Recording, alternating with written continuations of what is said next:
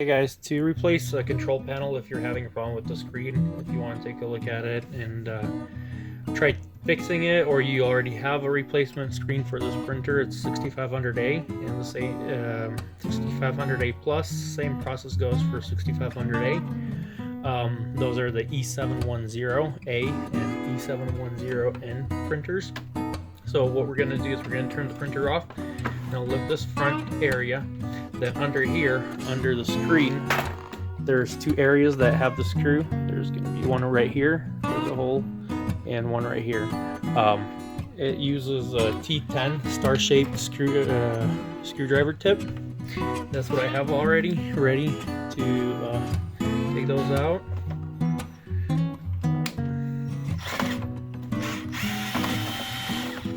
We're just going to unscrew those two. And basically, other than these two screws, there's nothing. There's only clips on the perimeter of the front and the back of the screen. So after we remove those two screws, we're going to take a flathead screwdriver and carefully lift it from the bottom here, where it's less visible, just in case you damage any plastic.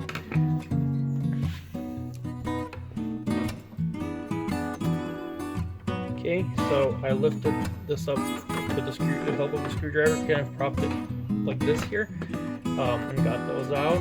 Now the screen is pulled out now. There's some wiring back here that you need to be very careful with.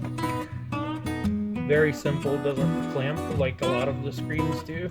This one just pulls out, and this control panel comes out too.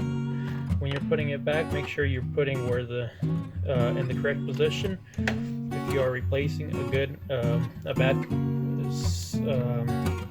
screen with a different one, make sure you connect it the right way, which is this way. The contacts is going to be here for this little piece here, and they're going to be on the bottom, towards the bottom of the screen for the wide wire.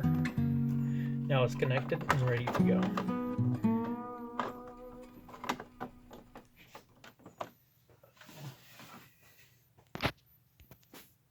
As you can see, the screen is turned on and works just fine. Thank you for watching this video. Please subscribe to our channel if you want more tips on these printers. I'll try to do as much as I can.